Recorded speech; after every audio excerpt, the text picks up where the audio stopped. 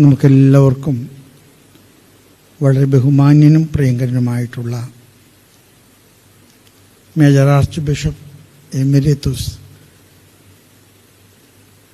ബഹുമാനപ്പെട്ട ജോർജ് ആലഞ്ചേരി വലിയ മെത്രാപ്പോലിത്ത പിതാവേ, സ്നേഹമുള്ള സഹോദര മെത്രാന്മാരെ, വാത്സല്യമുള്ള സിസ്റ്റേഴ്സ്, വൈദികരെ, സഹോദരങ്ങളെ, തൃശ്ശൂർ പട്ടണത്തിലാണ് എൻ്റെ വീട്. തൃശ്ശൂരെ പുത്തൻപള്ളി ബസിലിക്കയാണ് എൻ്റെ ഇടവക. ഞാൻ വീട്ടിലെ 10ാമത്തെ മകനാണ്, ഇളയതുമാണ്. ഞാൻ വൈദികനായിട്ട് 44 വർഷങ്ങൾ പൂർത്തിയാകുകയാണ്.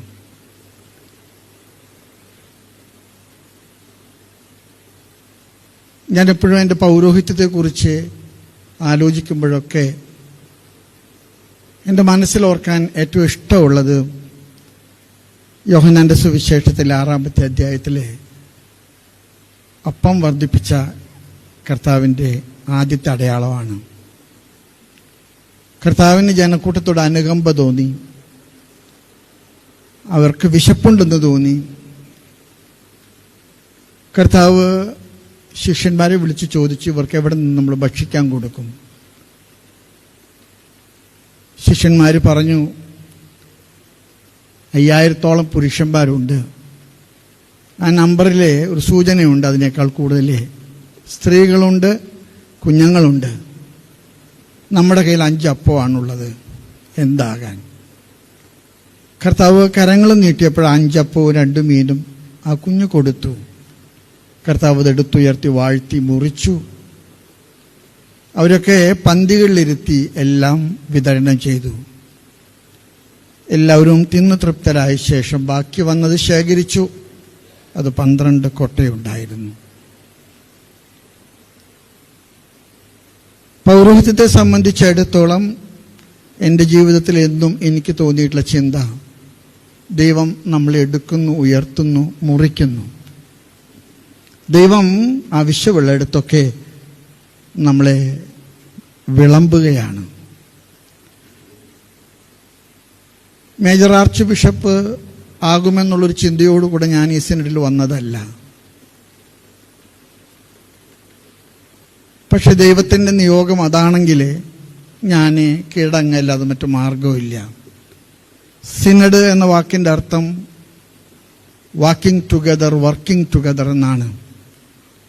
സിനഡ് പിതാക്കന്മാരെ ഈ നിയോഗം എന്നെ ഏൽപ്പിക്കാൻ ആഗ്രഹിച്ചപ്പോൾ എനിക്കുറപ്പുണ്ട്, സിനഡ് പിതാക്കന്മാരെ ദൈവത്തിൻ്റെ നിയോഗം എന്നെ അറിയിക്കുകയാണ്. ഞാൻ യോഗ്യത കൊണ്ടോ കഴിവ് കൊണ്ടോ ഏറ്റെടുക്കുകയല്ല, പക്ഷേ ദൈവത്തിൽ ആശ്രയിച്ച് പിതാക്കന്മാരുടെ എല്ലാവരുടെയും സഹകരണത്തോടും നമ്മുടെ വൈദികരുടെയും സമർപ്പിതരുടെയും നമ്മുടെ ദൈവജനത്തിൻ്റെ മുഴുവൻ സഹകരണത്തോടു കൂടെ ഇത് ദൈവാഗ്രഹിക്കുന്ന പോലെ നിർവഹിക്കാൻ പരിശ്രമിക്കുമെന്ന് ഞാൻ വിശ്വസിക്കുന്നു. യോഹന്നാന്റെ സുവിശേഷത്തിൽ 15ാമത്തെ അധ്യായത്തിൽ കർത്താവ് പറഞ്ഞ മനോഹരമായിട്ടുള്ള ഒരു സാദൃശ്യമാണ്, ഞാൻ മുന്തിരിച്ചെടിയാണ്, നിങ്ങൾ ശാഖകളാണ്, ചേർന്ന് നിൽക്കുക. ഒരുപക്ഷെ ഈ ചേർന്ന് നിൽപ്പിനുള്ള ഒരു വലിയ വിളിയാണ് നമുക്കെല്ലാവർക്കും ഉള്ളത്.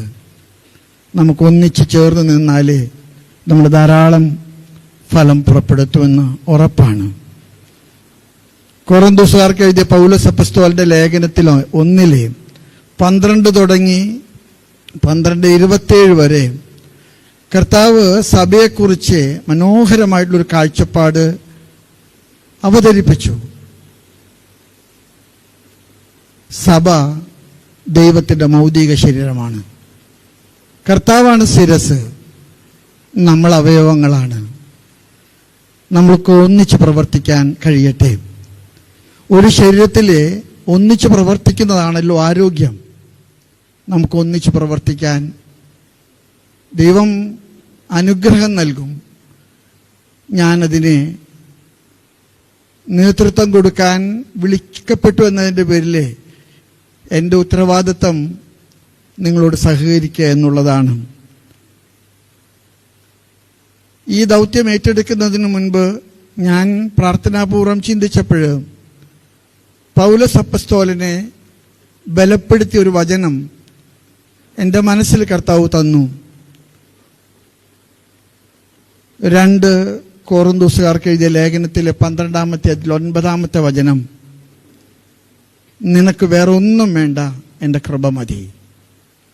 My grace is sufficient for you.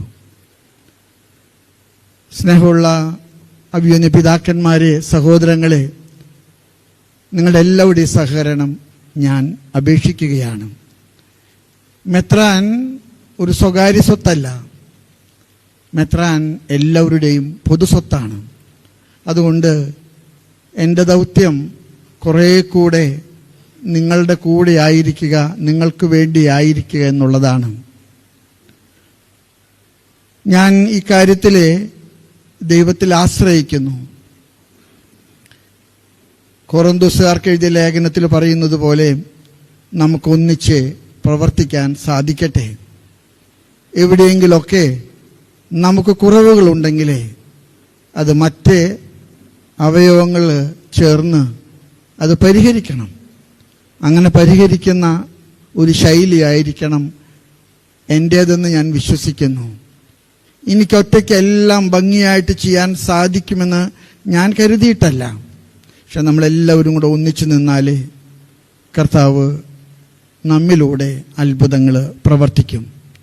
ഞാൻ ദീർഘമായിട്ട് സംസാരിക്കുന്നത് ശരിയല്ലെന്ന് എനിക്കറിയാം. ഞാൻ വീട്ടിലായിരിക്കുമ്പോൾ അമ്മ മരിക്കുന്നതിന് മുമ്പ് എന്നെ ഏൽപ്പിച്ച ഒരു സമ്മാനമുണ്ട്.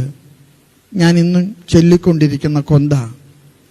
അമ്മ എന്നോട് പറഞ്ഞിട്ടുണ്ട്, നീ അത് സൂക്ഷിച്ചേക്കണം, നീ അത് കളഞ്ഞേക്കരുത്. പരിശുദ്ധ അമ്മ വഴി നടത്തും.